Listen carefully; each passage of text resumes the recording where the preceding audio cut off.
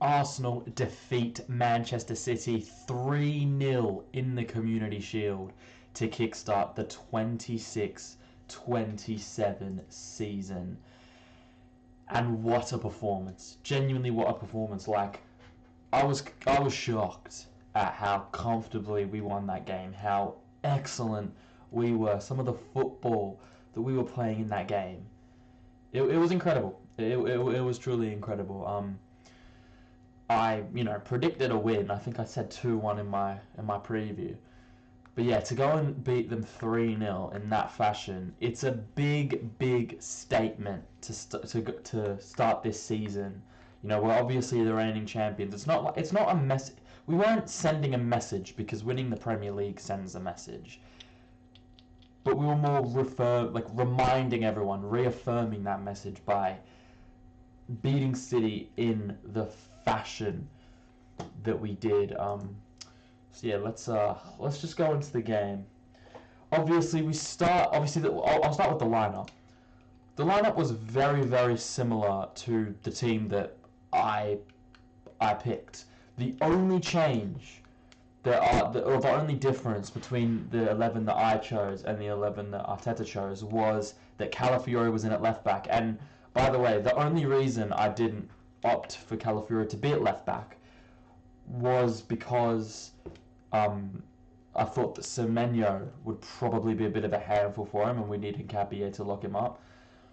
That didn't end up happening. Credit to Calafiori, he absolutely locked up Semenyo. But what Calafiori offered on the ball was not something that I doubted. Like, I've always thought that this guy is so influential to the way that Arsenal play, so influential to the way we attack, all that stuff.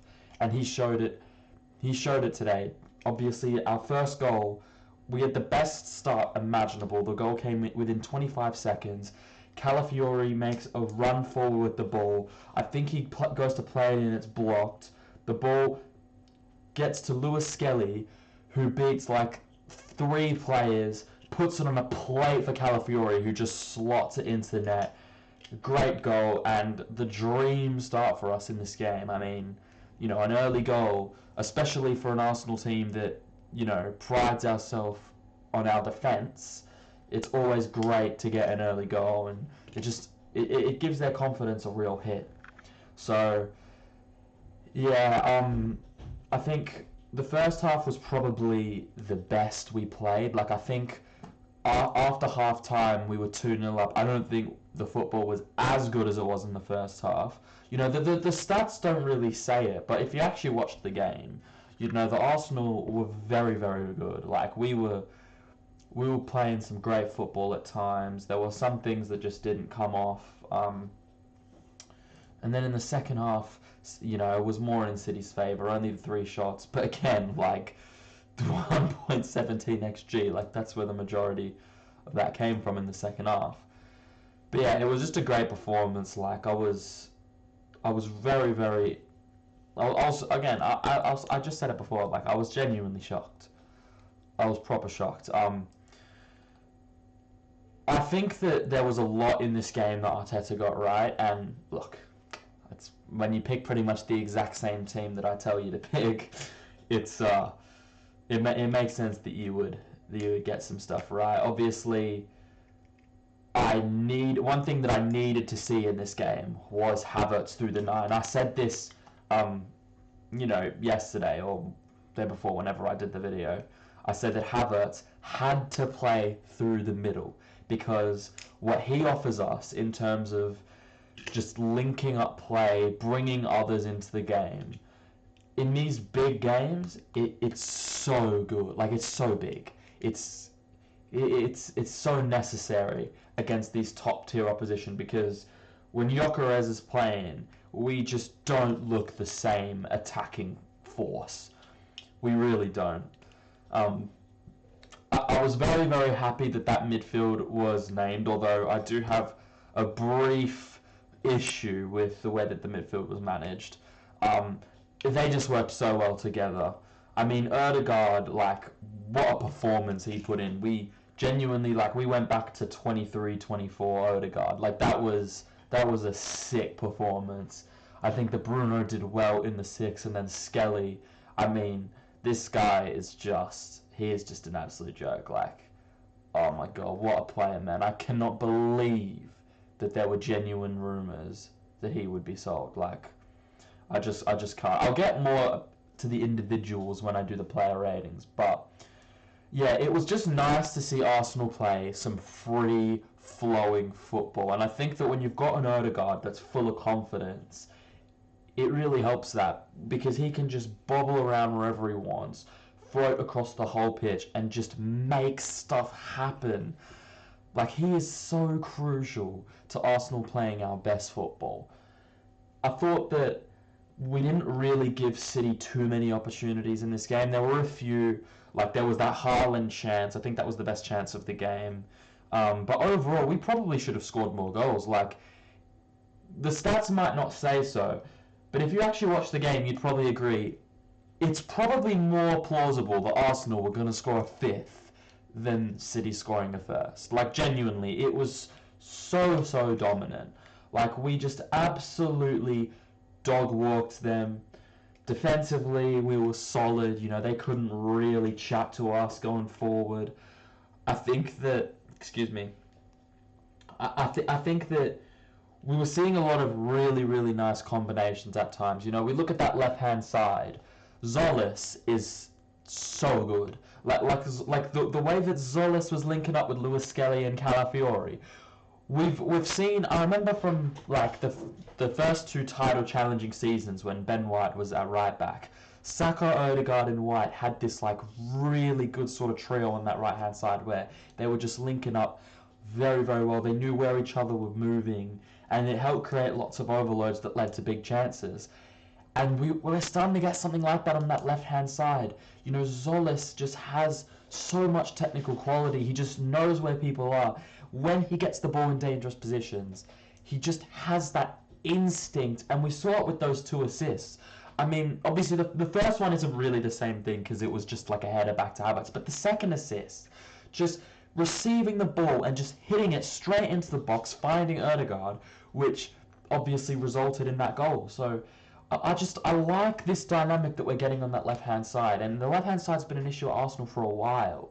You know, we've had Trossard and Martinelli on the wings. We haven't really, since Zinchenko, we haven't really consistently had a left-back that can actually impact the final third. You know, we had Tomiyasu for a bit, and you know, obviously we've had Calafiori of Hincapié for a lot of last season.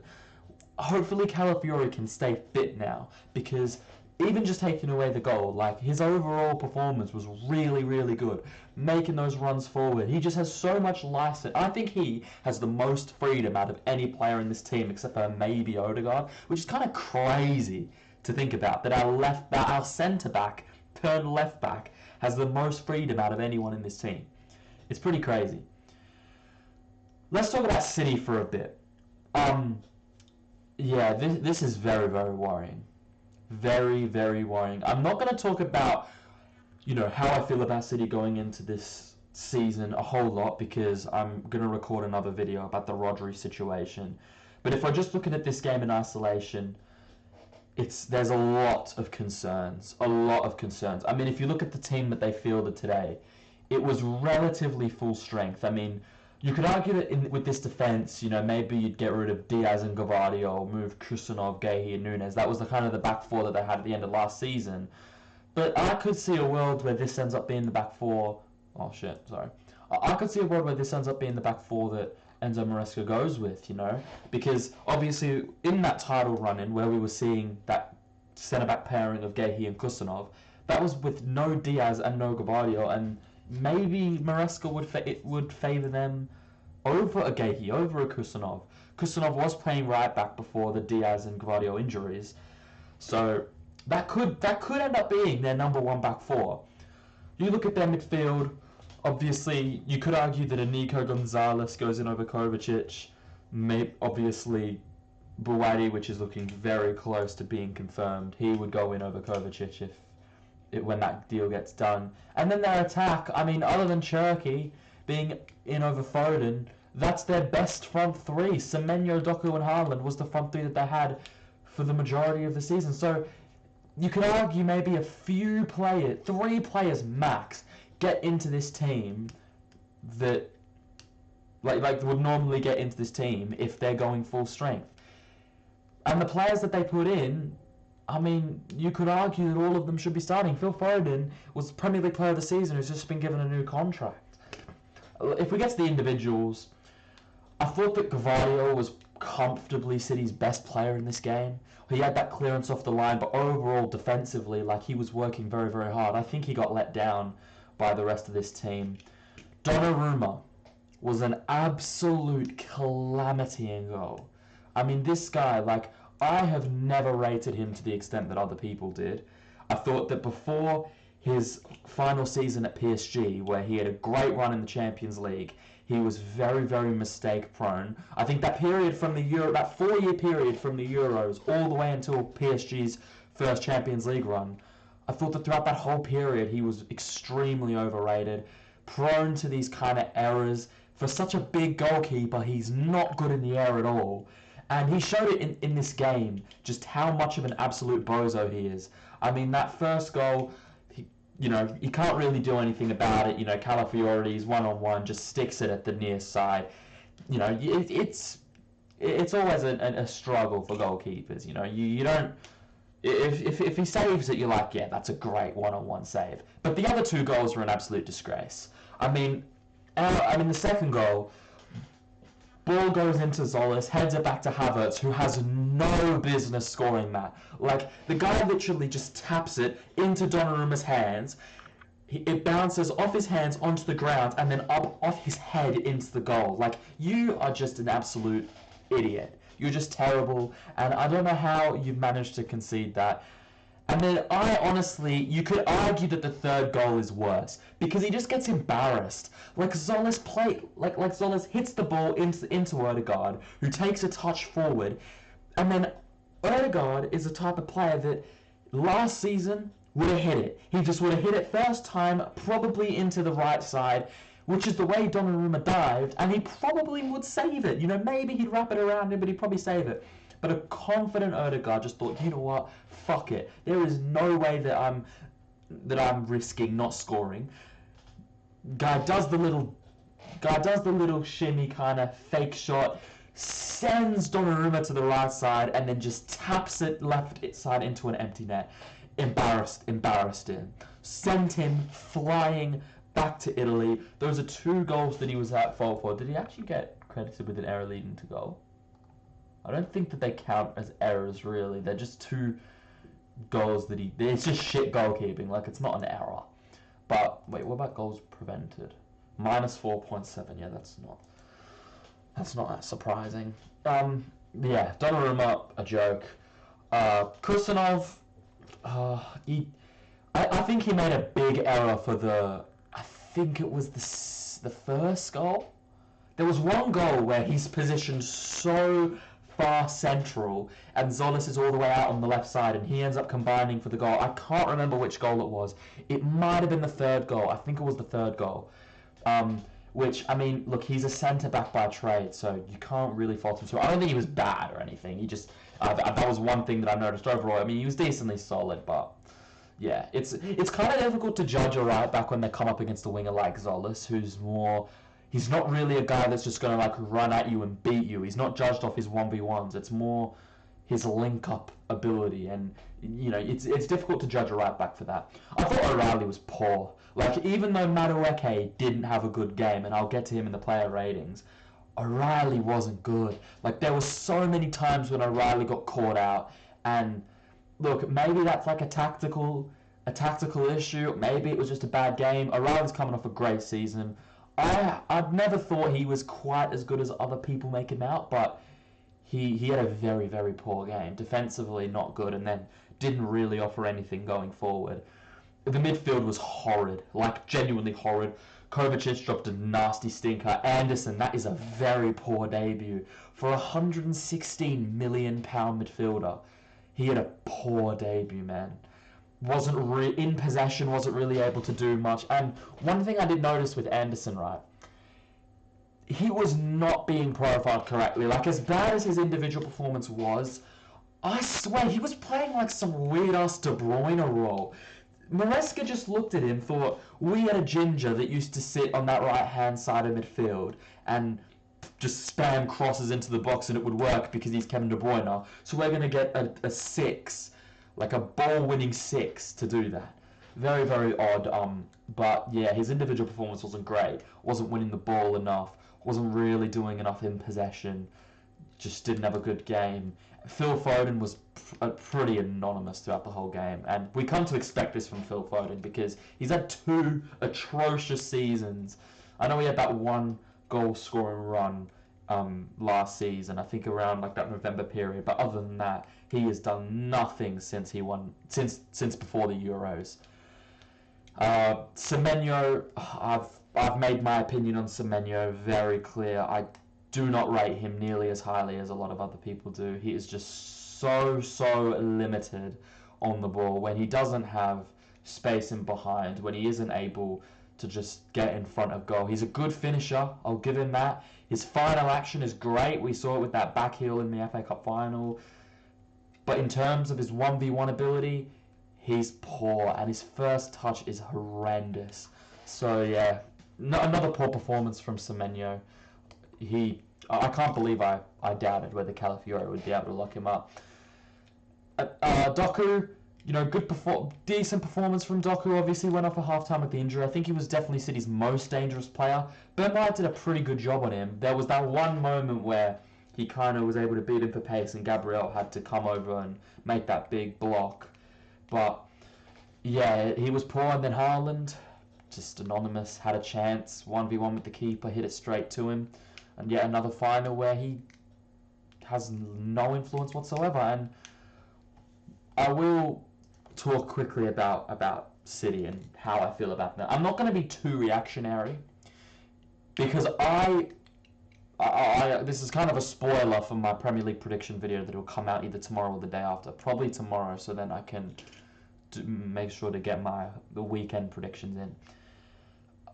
I had City finishing second, even thinking Rodri's going to leave, because I just think that there's so much quality in this squad still that Enzo Maresca will be able to get going. But if that was a preview of life without Rodri, concerning. I'm not going to touch on it too much because I have more thoughts for the Rodri video I'm about to make. But yeah, big concerns. Again, it's just the Community Shield, and I know there's the whole curse thing, but I'm not talking about the fact that we beat them in the Community Shield. Like, if it was 1-1, we went on penalties, I wouldn't be doing this much. It's the fact that we genuinely, properly battered them. Like, we genuinely went to them, well, not really battered, but we, dog walked them. Like, it was a very comfy win. But yeah, questions have to be asked on Maresca. Is he the guy? I thought he did a good job at Chelsea. I was very critical of that appointment when they made it, but he proved himself. His first season, got them top 4, won the Conference League, had a great performance against PSG in the Club World Cup. Say what you want about that trophy. But is he at the level where he can compete for Premier League titles? Because that has to be the standard at Manchester City. Alright, now let's move on to the player ratings. I'll move my face cam out of the way. We'll start off with David Raya. I'm going to give you an 8. Was forced to make a few saves. Obviously, the 1v1 with Haaland. There are a couple shots from distance from Cherki and Foden. But there was one moment though that will go unnoticed. We had a corner. I can't remember, or City had a corner. Sorry, I can't remember who it was. But someone fouled Mosquera at the near post, right as the ball came in. So this whole moment didn't even matter because it was a free kick. But Raya, lunges his hand out like that, picks up the ball, grabs it, and then doesn't even fall to the ground, plants on his feet, and then goes. And I'm like, oh, bro, you just feel so safe with this dude in goal. I've been watching Kepa and Meslier all pre-season, and now I'm back to David Raya. What a fucking goalkeeper. Yuri Timber. Oh, why did I put Timber there? Timber did not play this game. Ben White. I'm sorry. Ben White can get a 8. I thought he was very good. I was quite scared of the Doku matchup. He put in a very solid performance. was good going forward on that overlap, which we all know he is. And then defensively, like, outside of that one moment where Doku got the better of him, very, very solid performance from Ben White. Mascara, I'll give him a 7, you know, nothing too crazy, very solid. There was a great chase down tackle he made on Haaland. But this guy, he is so, so good defensively, like physically just an absolute demon. The one concern I have for him, it wasn't really prevalent in this game. He just lacks something on the ball. Like, you can tell, obviously Saliba on the ball is amazing. There's a significant drop off from him and Saliba, which, sorry, hang on,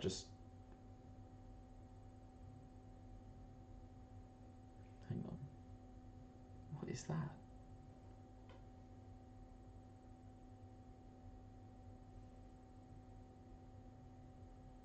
Shit, I'm so sorry about that. What was I saying? Yeah, no, there's a severe drop-off with him and Saliba on the ball. And look, maybe that can improve, but yeah, I don't think Gabriel on the ball is, like, elite. He's very good in build-up, but he's not, like, elite. And he's going to have to take a step up with Mascara next to him. That's why I wouldn't have been opposed to signing John Stones, just because he gives us, like, genuine elite on-the-ball qualities from a centre-back. Gabriel can get an 8. Fantastic. Absolutely bullied Haaland the whole game. Pretty good for a guy that needs Saliba to carry him. Calafiori can get a 9. Like, this guy's a fucking joke of a footballer. Like, he's actually insane. I can't believe people don't rate this guy. Like, he is so good. There was one moment where someone played, like, I think it was Odegaard, played like a first-time cross into the box. And Calafiori is just darting into the box, receives the ball, and literally first time just hits it on the volley and, like, barely puts it over the bar. And I'm just thinking, like, what are you doing? Like that is just, like, you are in, like, this guy's ridiculous. Like, he's actually ridiculous. And the fact that I didn't even scuff at it. Like, normally if you see a centre back hitting a volley first time from, like, a tight angle, you're like, what are you doing? Like, just take it down. Whereas for Calafiori, like, I wouldn't have been surprised if he scored that. Odegaard, for me, he was player of the match. He can get a 9 as well. This is vintage trademark Odegaard. 7? What? I literally clicked no. What is wrong with me?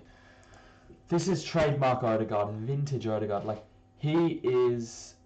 Oh, mate, the way he was bubbling around, the way he was just getting people involved, like, this guy is a freak when he's on it. Flow state Odegaard is one of the best midfielders in the league. And now that Rodri's gone, is in the genuine conversation for best midfielders in the league. Obviously, we haven't seen it over the last couple seasons, but when he's on it, guy is crazy. And I really, really hope we see that version of Odegaard this season, because we're talking about bolstering our attack. That will feel like a new signing. It genuinely will. Bruno G wasn't like anything special. Obviously, only played the half. Had some good moments. I think a 7's fair. He was just solid. Lewis Skelly can get a 9 as well. Like, bro, I feel so sorry for him that Rice isn't injured. Like, genuinely, the fact that Rice is probably going to be back sooner rather than later. Like, oh, bro, I feel so sorry for him because he is a baller, bro, this guy. He outdid £120 million Anderson despite being 19 and having less than 10 games experience in midfield. Crazy player. Noni Madueke. I'll leave it at that, man. With the Nwaneri news. The Nwaneri news that we got. I'm going to need to see more from this guy. I'm really going to need to see more from this guy. The fact that this signing is what ultimately will lead to Nwaneri leaving Arsenal. And this is what we're getting. Poor. Just poor. Kai Havertz. Take away his gifted goal, he's still an 8. Like genuinely excellent performance. Kai Havertz, when he is not missing sitters, is such an important player for Arsenal. Like, I talked about this before, the way that he is just able to get people involved in the game. Like, other than ball striking, there is not a single thing Viktor Gyökeres has over this guy. Not a single thing, other than his finishing. Crazy. And then Tzolis can get a 9 as well. I mean, this dude, he just has so much quality. So much quality. This guy is just a freak player. What a Trossard replacement. He's the perfect Trossard replacement. Obviously, he's a similar profile to Trossard where, you know, he's not like a direct 1v1 winger. He's more of an inside forward that's just gonna, you know, receive the ball, keep it tidy, get other players involved, and he's got that final product, but I feel like he's more of a creative player than Trossard was. Trossard, he was more, like, he was able to, you know, keep the ball and he was good with those combinations, but Trossard wasn't the type of guy that will just receive the ball and have the instinct of just, bam, I'm just going to hit it into the box and find someone. Trossard was more of an instinctive finisher, and hopefully Tzolis has that, because this front line has, like, these two, the finishing isn't there. Madueke's got no input whatsoever, and Havertz, whilst I think he can be a great player on his day, very poor finisher. We'll need Tzolis to kind of have that Trossard level instincts in front of goal, but if he's able to get other players involved the way he has, he's gotten like a goal and 5 assists in 5 games so far at Arsenal. Like, that's crazy. I don't know, he's a proper talent, and people will say Belgian league. I think that when you've got a player who is getting these assist totals, and you look at the assists, and it's like there's just a technical level that you just know can survive in the Premier League. And yeah, I think he's going to be a great signing for us. I really do. Shout out my Greek goat. Shout out. The subs, there isn't really much to say. Rice played the most. He was good.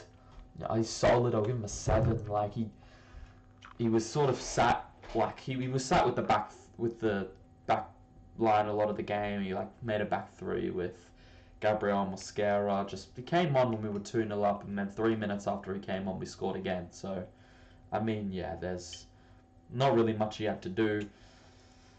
Everyone else, except for one player, can all get 6s. Just bog standard performances. I thought Saka looked more lively. He looked sharper than he ended last season, which, I'll be real, one thing I will say is I don't know why Saka and Rice were used the way they were. I thought Saka probably could have played like 10 minutes at the end, and maybe Rice comes on for like 12. I didn't even want to see Rice in this game.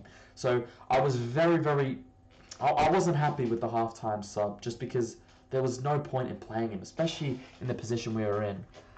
And then this guy.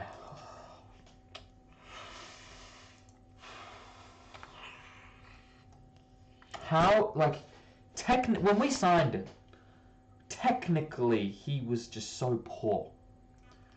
But I honestly think it's gotten worse. Like, I genuinely, like, he is just an absolute non-asset.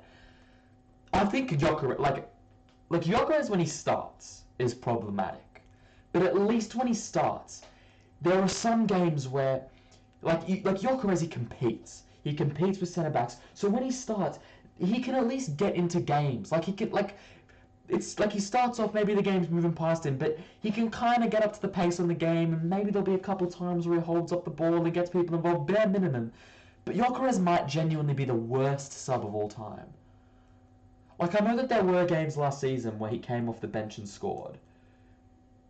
But this guy is just, like, in terms of his general play, when he comes on, he's shocking.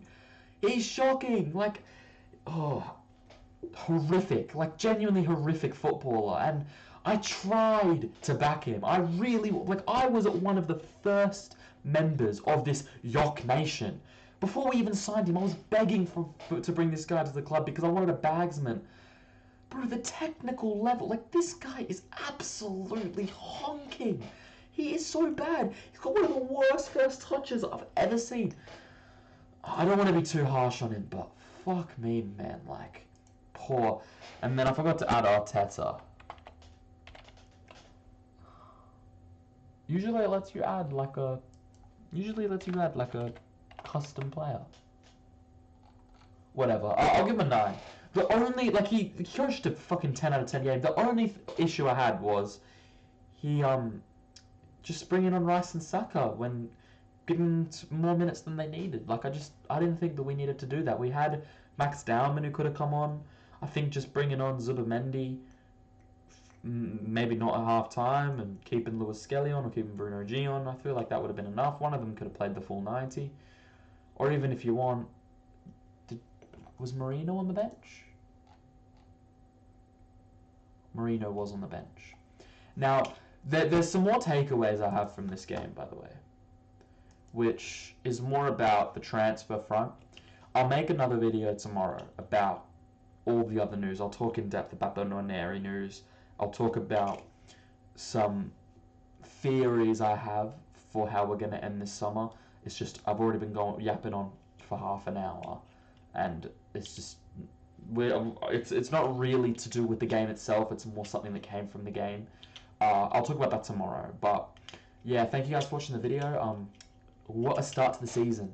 What a statement. This is how you want to start the season, and I'm buzzing for Coventry. Like, absolutely buzzing. Seeing us run around with that gold Premier League badge. I need to buy the new kits, bro. I still haven't bought any kits. But yeah, thanks for watching. Arsenal batter City in the Community Shield. Make sure to like the video, subscribe, leave your thoughts in the comments. I'll see you in the next one.